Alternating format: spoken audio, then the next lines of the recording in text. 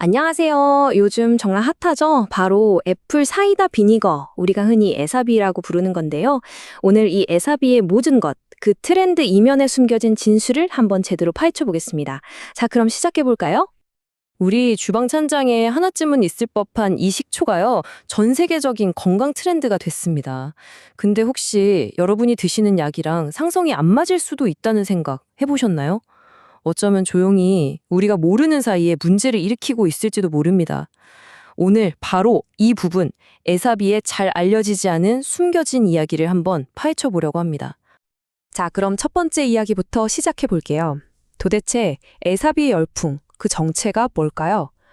인터넷에 떠도는 수많은 이야기들 속에서 어디까지가 진짜 과학적인 사실이고 또 어디부터가 그냥 부풀려진 허구인지 한번 제대로 구별해 보겠습니다. 보세요. 인터넷 보면 에사비만 마시면 지방이 그냥 녹아내린다. 당뇨병이 완치된다. 거의 기적의 명약처럼 얘기하잖아요? 근데요, 실제 연구 결과를 들여다보면 이야기가 좀 다릅니다.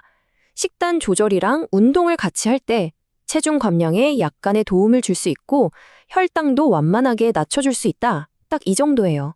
그러니까 에사비는 어디까지나 보조적인 역할을 하는 거지 절대로 만병통치약이 아니라는 점. 이걸 먼저 확실히 해야 합니다.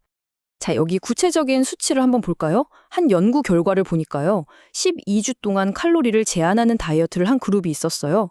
이 중에서 에사비를 안 마신 그룹은 평균 2.3kg이 빠졌는데 에사비를 같이 마신 그룹은 평균 4kg이 빠졌다는 거예요. 와, 그러니까 에사비 덕분에 거의 1.7kg을 더 뺀 셈이죠. 이게 드라마틱한 변화는 아닐 수 있어도 과학적으로는 분명히 의미가 있는 차이라고 할 수 있겠습니다. 자, 다음은 에사비의 핵심이라고 불리는 초모, 영어로는 the mother라고 하는 건데요. 에사비 병 아래쪽에 보면 뭔가 뿌옇게 떠다니는 거 보신 적 있죠? 바로 그겁니다. 많은 분들이 에사비의 좋은 효능은 다 이 초모에서 나온다고 믿고 계시거든요. 과연 그 정체가 뭘까요? 이 초모라는 건요, 발효 과정에서 자연스럽게 생기는 건데요. 쉽게 말해서 효모가 사과즙의 당분을 먹고 알코올을 만들고 그 다음에 또 다른 착한 박테리아가 그 알코올을 먹고 식초, 즉 아세트산을 만드는 거예요. 바로 이 과정에서 생기는 유익균, 효소, 단백질 같은 것들이 뭉쳐져서 만들어진 게 바로 이 뿌연 덩어리, 초모입니다. 그러니까 핵심은 이거예요. 에사비를 고를 때는 이 초모가 그대로 들어있는 여과하지 않은 제품을 고르는 게 중요합니다. 마트에 가보면 맑고 투명한 에사비도 많잖아요. 그런 제품들은 보통 이런 좋은 성분들이 다 걸러져 나간 상태라고 보시면 돼요. 자, 이제부터가 오늘 이야기에서 정말 중요한 부분입니다. 지금까지 에사비의 좋은 점을 이야기했다면 이제는 반드시 아셔야 할 위험성에 대해 말씀드릴 거예요. 여러분의 안전과 직결된 이야기니까 꼭 집중해서 들려주세요. 에사비, 사실 대부분의 건강한 분들한테는 큰 문제가 없어요. 하지만 만약 여러분이 특정 처방약을 드시고 있다면 이야기가 완전히 달라집니다. 어떤 약들이랑은 정말 위험한 상호작용을 일으킬 수 있거든요. 이건 절대 그냥 흘려들을 문제가 아닙니다. 여기 표를 한번 보시죠. 당뇨병 약 드시는 분들, 또 고혈압 때문에 이뇨제 드시는 분들, 그리고 심장약인 디곡신을 복용하시는 분들. 정말 흔한 약들이죠. 근데 이런 약들이 에사비랑 만나면 문제가 생길 수 있습니다. 공통적으로 지적되는 가장 큰 위험이 뭐냐면 바로 저칼륨 혈증이에요. 우리 몸의 칼륨 수치가 위험할 정도로 뚝 떨어지는 거죠. 칼륨이 우리 심장박동이나 근육 기능에 얼마나 중요한지 아시죠? 이 균형이 깨지면 정말 큰일 날 수 있습니다. 특히 이 심장약 디곡신과의 상호작용은 정말 심각할 수 있는데요. 여기 인용구를 보세요.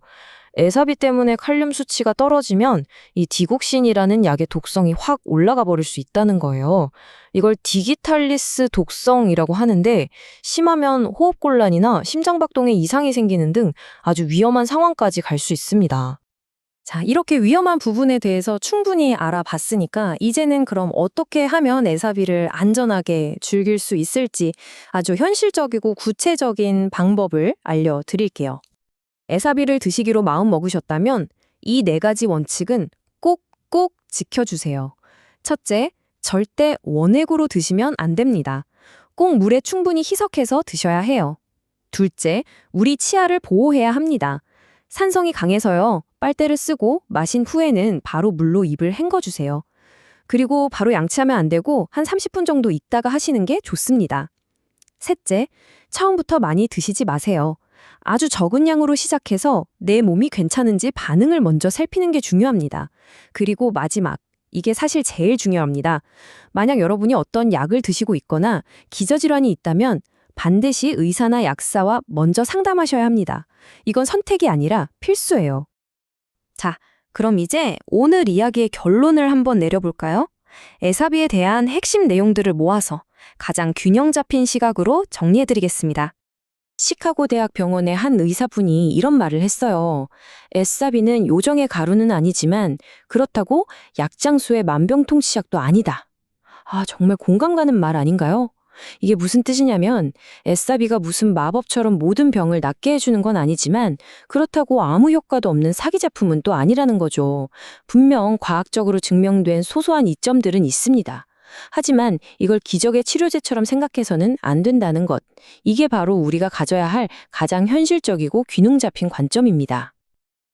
그래서 마지막으로 여러분께 이 질문을 드리고 싶습니다. 이 주방찬장 속 흔한 식초가 과연 나에게도 맞을까요? 그 답은요, 인터넷이나 유행이 아니라 바로 여러분의 주치의 선생님께 있습니다. 꼭 기억해 주세요. 내 몸에 대한 가장 정확한 정보는 전문가에게서 나온다는 사실을요. 이것이야말로 오늘 제가 드리고 싶었던 가장 중요한 메시지입니다.